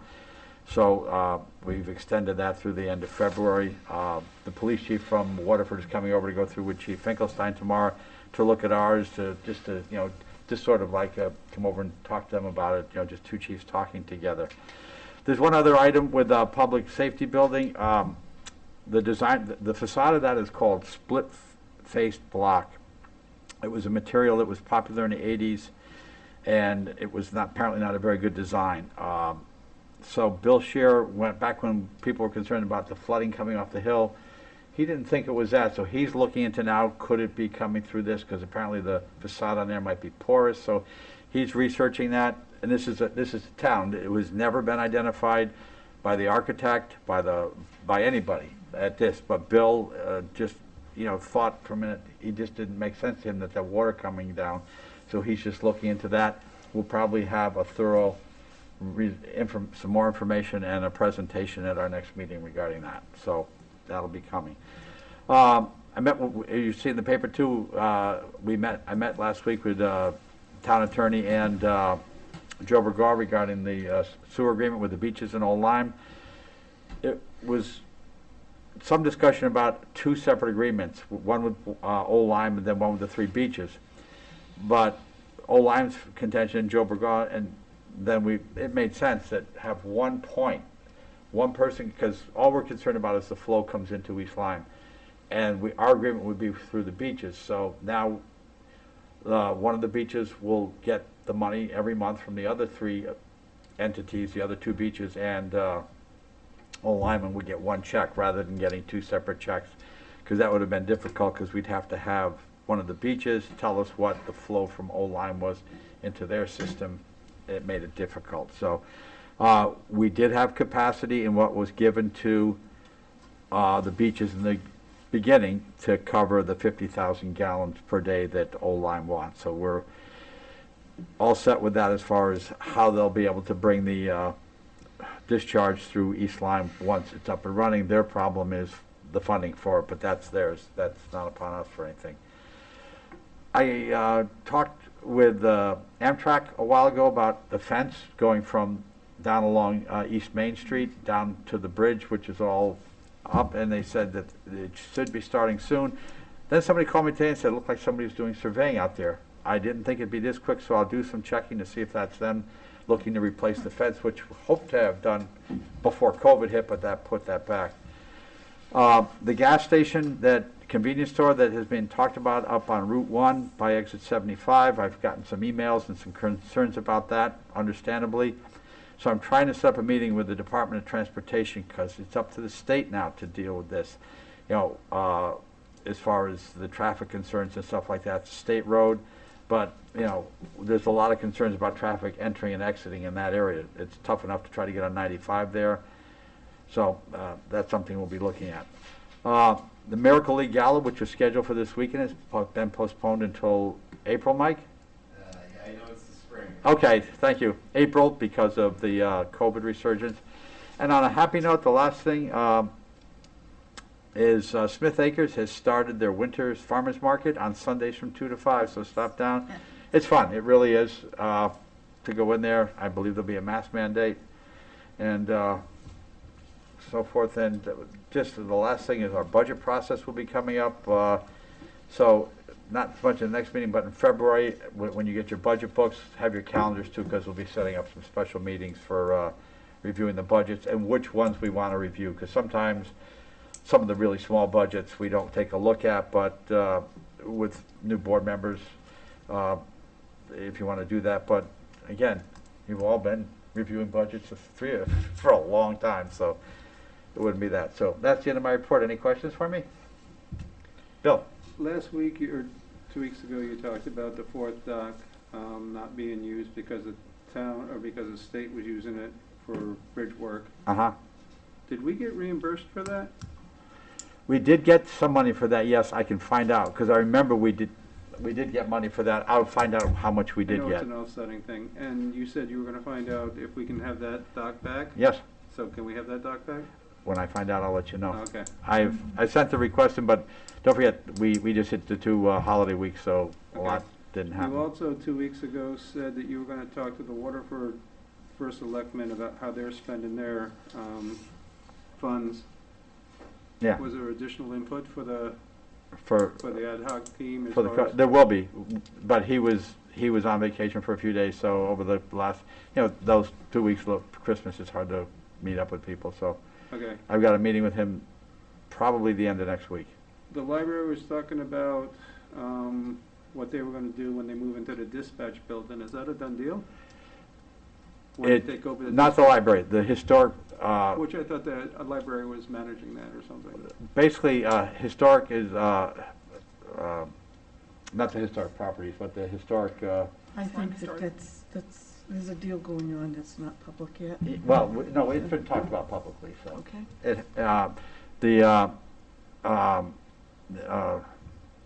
It's East Lyme Historical Society. yeah, thanks, I couldn't think of Historic Society, I could think for properties, but society. Historic Society wanted that building, and we were gonna make arrangements for them to have it, but by teaming with the library, they could be available as like a library annex.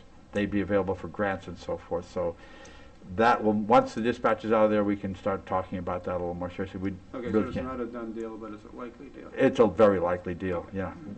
Would that free up any space in the library?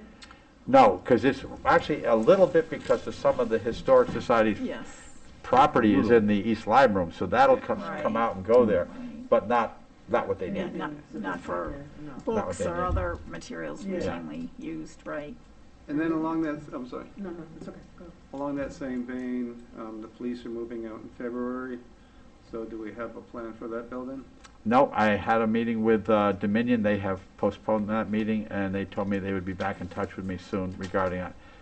Okay, because that whole thing about the town being responsible for the land because we were the lease owners, No, not, that would also, I would think, go back to Dominion because they had it before we did. no, if we purchased it. Right. But, yeah, you would set up the chain, but that would be, I don't, Dan would be a better one, I'm not a, I don't know how that would We're not in happen. the chain, we don't want to be in the chain of title if there is an issue Yeah. with the, Yeah, but here again, too, Superfund. that's, if we're gonna discuss real estate, that should be an executive session if we're Okay, gonna talk but about. my question was just whether or not that's, Okay. any action's been taken on that. No, not yet. So, That's all. any other comments, questions? Yes, I'd like Yeah. to give a shout out to Lillian's Restaurant, who for Thanksgiving provided 500 meals Yes, at What a no nice charge for people yeah, the drive-through. who were down and out, senior citizens, homebound. What a tremendous thing to do for the community at Sure large. was. Yeah, And I would like to ask the first selectman to send a note to Lillian's, thanking them for their community service it will on be done. behalf of the board. Thank you. Thank you. Thank you for bringing that to our attention, really good point. Yep. Any other comments? Anyone that would like to address the public, public that would like to address us? Any comments from the public? Yes, sir, please come up and give us your name and address. My name is Matthew Skalowski, 26 White Birch Circle. I'm sorry, could you spell that? Matvey, M-A-T-V-E-Y, S-O-K-O-L-O-V-S-K-Y. And the address again? 26 White Birch Circle. Thank you. I prefer to speak with a mask, I'm sorry. I came because I was interested in a couple of items on the agenda, and I agree with Ann Santoro that making declarations is not the most helpful way to solve problems in the world. But according to the data I saw recently about our schools, our school population is about 25% minority. Maybe the data is not very accurate, but it is the only thing that I was able to find. So it is safe to assume that about 25%, we're talking like very approximate numbers of population of East Lyme is minority population. And into this category, as we know, it is very significant part of this is South Asians and East Asians. right? So I have a question to the board. How do you guys feel that among you there is no representative of those groups? This is my first question. The second question is that about Hathaway property. I totally support the idea that it becomes an open space for the town. But when the first discussion of this thing happened, and I came to the meeting and mentioned the same idea, and then I published the whole piece in Lyme Times about it, that by making it an open space, we remove about, by different estimates, 70 building lots from the capital of available space in East Lyme and Niantic. And for the town of our size, it is a significant number of available lots for building, which evidently would manipulate market, making our lots and houses artificially more expensive, which from economic point of view is not a wise thing in my opinion, because if the market would eventually overpower us and would bring us to crisis somehow, somewhere, if we try to push it one way.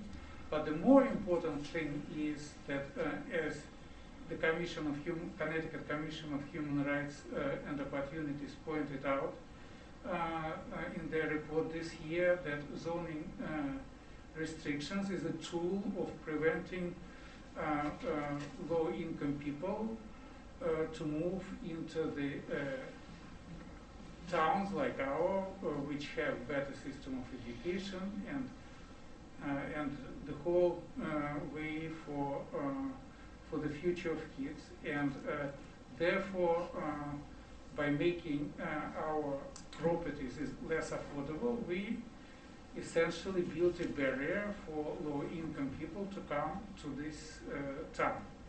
So I think that the great idea of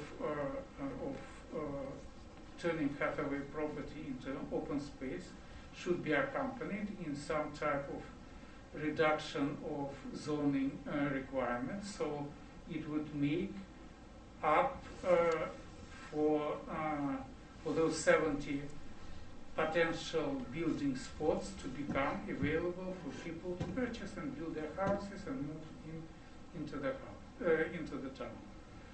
This was the purpose I came to this meeting. All right. Thank you. Thank you, sir. Thank you.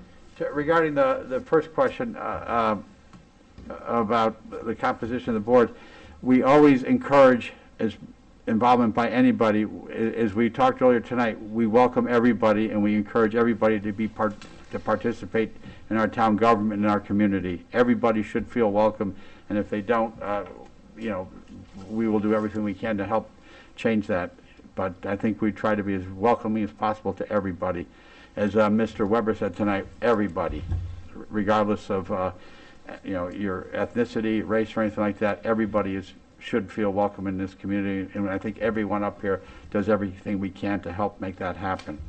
Regarding the second one about the property up there, like I said, we're going to negotiate on that.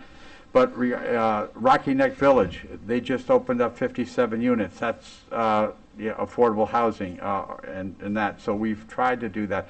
On North Bridebrook Road, they're going to be opening up an 87 unit condo area up there. A portion of that is going to be affordable housing as well. So we've tried very hard to up the percentage of affordable housing in town because we want to be welcoming to everybody. So it is something we are continually working on. So thank you for your comments. Anyone else wish to address the board? Okay, seeing none, I will take a motion to adjourn.